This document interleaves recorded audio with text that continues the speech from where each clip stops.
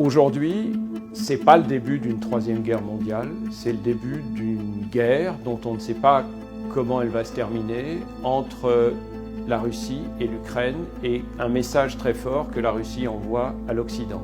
Vladimir Poutine a dit ce matin à l'attention des Occidentaux: faites bien attention à la manière dont vous allez réagir, vous pourriez vous en mordre les doigts. En gros, c'était ça le sens de son message. Ça veut dire que Vladimir Poutine menace l'Occident. Tant que Vladimir Poutine ne touchera pas un pays de l'OTAN, ça n'ira pas plus loin. Cette opération en Ukraine, ce n'est pas une opération contre l'Ukraine, c'est une opération contre l'Occident, contre les valeurs que représente la culture occidentale, la démocratie occidentale. Vladimir Poutine démontre qu'il n'a que mépris pour cette Europe qu'il considère comme décadente, cette Amérique qu'il considère comme décadente, qui veut instaurer, dit-il à propos de l'Amérique, un monde unipolaire où l'Amérique serait le gendarme du monde et les autres ne seraient là que pour obéir. Vladimir Poutine veut montrer qu'il faut compter avec lui, qu'il faut compter avec la Russie, et que si ce n'est pas une puissance économique importante, le PIB de la Russie, c'est à peu près celui de l'Espagne, c'est une puissance militaire avec laquelle il faut compter. C'est ça le message de Vladimir Poutine.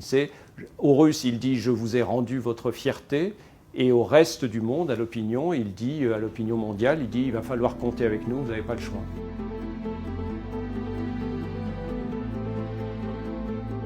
Vladimir Poutine, lui, ce qu'il dit, c'est qu'il a lancé cette opération pour sauver les Ukrainiens russophones de l'Est, des régions du Donbass, victimes, selon lui, d'un génocide perpétré par un régime quasiment nazi, il a utilisé ces mots-là, le régime ukrainien.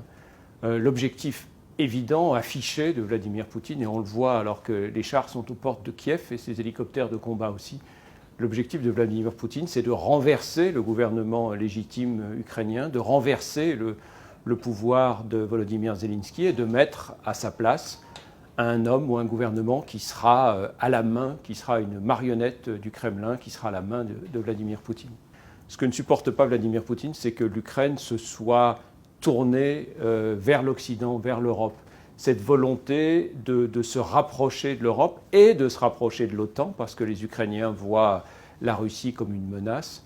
Vladimir Poutine ne supporte pas ça. Ce qu'il veut, lui, c'est s'assurer dans ce qu'il appelle son étranger proche, les ex-républiques soviétiques qui sont aux marches, aux confins de la Russie. Il veut s'assurer que ces zones-là soient des zones soit acquises à la Russie, comme la Biélorussie de Loukachenko, soit des zones neutres qui servent de zones tampons.